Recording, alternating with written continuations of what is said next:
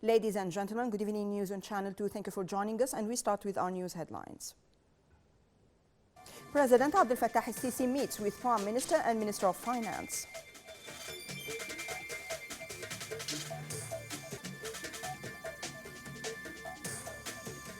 The Arab League takes emergency measures to face the Turkish aggression on Syria.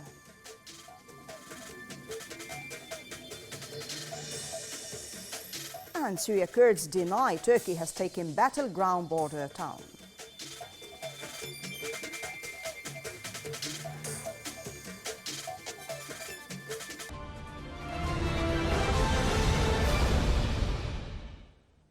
And now to the news in full. President Abdel Fattah al-Sisi met with Prime Minister Mustafa Madbouli, Minister of Finance Mohammed Maït, and with the attendance of Ahmed Kojak, Finance Minister Deputy for Monetary Policies, and Dr. Ihab Abouish, Deputy Finance Minister for Public Treasury. Presidential spokesman Ambassador Bassam Radi said that the meeting reviewed financial performance indications during the current fiscal year, where President al-Sisi gave his directives to continue the economic and social reforms program, as well as to continue reforms on the health and education sectors. The head of the state also stressed the importance of reducing the country's budget deficit and to provide an appropriate atmosphere to attract foreign investments into the country. During the meeting, Minister of Finance Mohammed Maït said that Egypt managed to reduce public debts and to increase the country's gross domestic product, in addition to achieve a high growth rate, the highest in the Middle East and Africa. The Arab League announced in its final statement at the emergency meeting that it takes emergency measures to face the Turkish aggression on Syria. The measures will include decreasing diplomatic relations, stop military cooperation, as well as reviewing the level of the economic, cultural and tourism relations with Turkey. Statement condemned the Turkish aggression on Syria as it is a violation to the decisions of the Security Council that called for the stability and security in Syria. The Arab League also called on Turkey to immediately withdraw from all the Syrian territories. Meanwhile, it called on the international community to prevent Turkey from having military support or any information that may help it in its war against Syria. Arab foreign ministers held an emergency meeting today at the Arab League headquarters.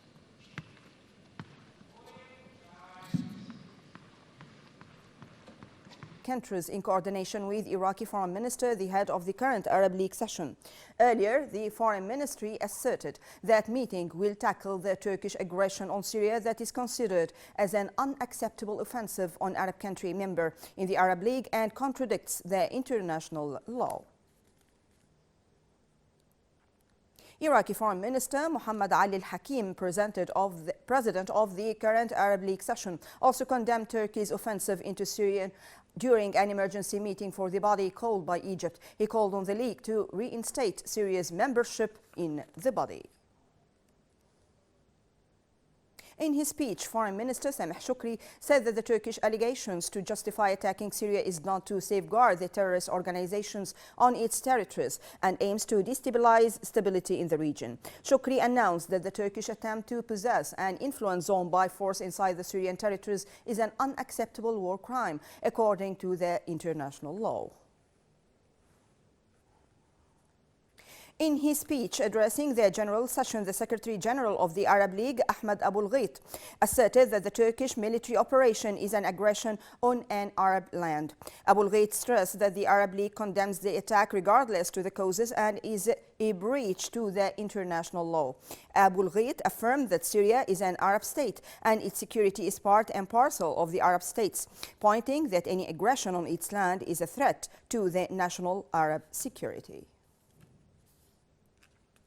However, Arab foreign ministers had held a close consultative session at the Arab League headquarters in Cairo. On the sidelines of the emergency Arab League ministerial meeting, Foreign Minister Sameh Shoukry held consultative meeting with his Saudi, Iraqi, Bahraini, Emirati and Jordanian counterparts to discuss the Turkish aggression on the Syrian territories. within the framework of consultations and continuous cooperation between Egypt and Jordan. Foreign Minister Sameh Shukri received his Jordanian counterpart Ayman al-Safadi at Al-Tahrir Palace. Both ministers discussed the Turkish aggression on Syria and the dangerous repercussions of such an act on the Syrian unity and the progress of political process according to the Security Council Resolution 2254. Both ministers also tackled means of maintaining Syrian sovereignty and territorial integrity. Foreign Minister Sameh Shukri confirmed that Egypt is concerned about Syria's unity and its regional safety and backs the Syrian people. These came as Shukri received a delegation of the Democratic Syrian Council. Councillor Ahmed Abu Zaid, the Foreign Ministry's spokesman, announced that the delegate members informed Shukri with the situation on the ground after the Turkish aggression on Syria. On his part, Shukri stressed that Egypt is keen on preserving the Syrian territory's unity, adding that Egypt totally condemns the attack as Syria is an Arab country.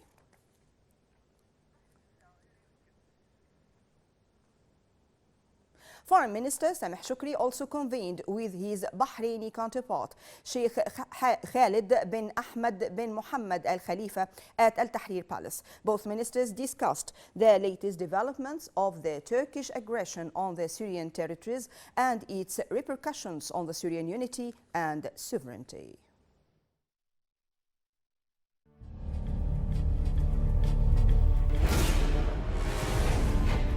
يمر العالم بمفترق طرق لتستمر مصر كما كانت دوما ركيزة أساسية لاستعادة الأمن والاستقرار في الشرق الأوسط. ولا يسعني إلا أن أؤكد رفض مصر للتدخل الأجنبي في الشؤون العربية، فقد آن الأوان أن تستعاد مؤسسات الدولة الليبية وتقوم مصر بدور نشط لجمع الفرقاء الليبيين. إن نزيف الدم في سوريا وغياب الأفق السياسي أمر لم يعد مقبولا استمراره، فالمطلوب واضح: وحدة سوريا وسلامتها الإقليمية. لا تدخر مصر جهدا لدعم وحدة اليمن وسلامته الإقليمية. وفي وسط تلك التحديات التي يموج بها النظام الدولي، إلا أن مصر استطاعت أن تحافظ على استقرارها وسط محيط إقليمي شديد الاضطراب في ضوء ارتباط الأمن القومي العربي بما فيه أمن الخليج العربي بأمن مصر. على البشرية أن تستعيد جوهر إنسانيتها والوصول إلى عالم أكثر أمناً ورخاءً لأجيالنا القادمة.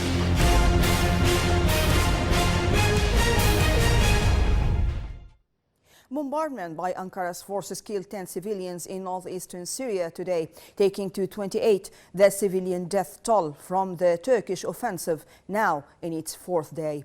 These came as Kurdish forces in northeastern Syria denied today claims by the Turkish Defense Ministry that its forces had taken the battleground border town of Ras Al Ain, the first in its four-day-old offensive. At least 7 were killed in airstrikes and shelling round the battleground border town of Tell Abyad. According to the UN World Food Programme, more than 70,000 people from Ras Al Ain and Tell Abyad have been displaced by escalating violence. The official said Kurdish fighters had temporarily pulled back from the town before launching a counter-offensive against Ankara's forces. The Britain-based Syrian Observatory for Human Rights too reported that Ras Al Ain, a major target of the Turkish offensive, had yet to be overrun. Russia blocked a UN Security Council statement calling on Turkey to halt its military offensive in northeastern Syria. More details in the following report. Diplomats said that Russia blocked a UN Security Council statement calling on Turkey to halt its military offensive on northeastern Syria. China followed Russia in halting the procedure in its tracks, requesting anonymity. The initial version of the text, proposed by the United States following a divisive Security Council meeting on Thursday, had only called for Ankara to return to diplomacy for security reasons. But the language in the final draft was hardened to call for a stop to the operation following arguments made by concerned Security Council members over the past 24 hours. The Russian diplomatic mission to the UN had asked the consult Moscow before reporting back on whether they would support the statement or not. Earlier, the Pentagon slammed Turkey for its 3-day-old assault on Kurdish-led forces, warning of serious consequences for Ankara over the offensive that President Donald Trump had initially appeared to greenlight. Later, Treasury Secretary Steven Mnuchin said Trump would authorize wide-ranging sanctions aimed at dissuading Turkey from further offensive military action in northeastern Syria. Russian President Vladimir Putin said Syria must be freed from foreign military presence, adding that Russian forces in Syria were also ready to leave the country as soon as new legitimate Syrian government tells Moscow it no longer needs its help. Meanwhile, Turkey denied today targeting a U.S. base in northern Syria after the Pentagon said its troops had come under artillery fire. Turkish defense minister said Turkey had returned fire after Kurdish People's Protection Units, YPG, shelled a Turkish border police station from hills located 1 kilometer away from the U.S. observation post in Syria. The Pentagon said an explosion occurred within a few hundred meters of a U.S. position near the Syrian town of Kobani and warned that the U.S. was prepared to meet aggression with immediate defensive action. Iraqi authorities, under pressure from the streets as well as political and religious forces, today increased the number of commissions to investigate the deaths of more than 100 people in recent protests from October 1 to 6. At least 108 people were killed and more than 6,000 wounded. The vast majority of them were protesters demanding an end to rampant corruption and chronic unemployment who were shot by live rounds. The frontrunner in Tunisia's presidential election runoff will go head-to-head against his rival in a rare and highly anticipated televised debate just 2 days ahead of the vote. Political newcomers Qais Said, 61, an independent conservative academic, and business tycoon Nabil Qourea, 56, won through a first round of the poll in September, sweeping aside the country's post-Arab Spring establishment. The debate ahead of Sunday's final vote comes just days after Qourea was released from jail. The United States announced the deployment of additional American military forces to Saudi Arabia to bolster the kingdom's defense after the September 14th attack on its oil facilities, which Washington and Riyadh have blamed on Iran. The large deployment includes fighter squadrons and air expeditionary wing personnel, the Pentagon said, together with the 200 forces to Saudi Arabia announced last month. The deployment totaled about 3,000 troops.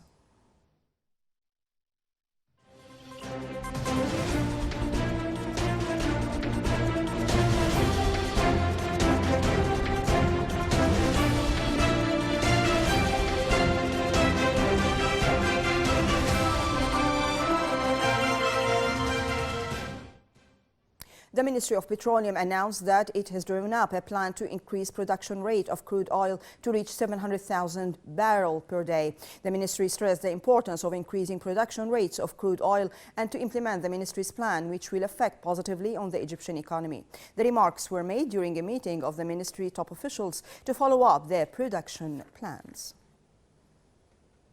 Yes, President Donald Trump hailed a breakthrough in his drawn-out trade war with China, saying the two sides reached an initial deal covering intellectual property, financial services and currencies. Trump said the two sides agreed on a very substantial Phase 1 deal, and although the agreement had yet to be written, he hoped to sign it with Chinese President Xi Jinping in the coming weeks. U.S. Treasury Secretary Steven Mnuchin said that with the agreement, the White House will hold off on a massive tariff increase planned for next week. The dollar fell to a 3-week low as safe haven buyings eased and risk sentiment improved on hopes of progress in trade negotiations between the United States and China, as well as increased chances of an orderly British exit from the European Union. Sterling rose to a more than 3-month high versus the dollar on optimism about Brexit, while the euro advanced to a 3-week peak as risk appetite rose. At the same time, other safe haven currencies such as the yuan and Swiss franc slipped on the day.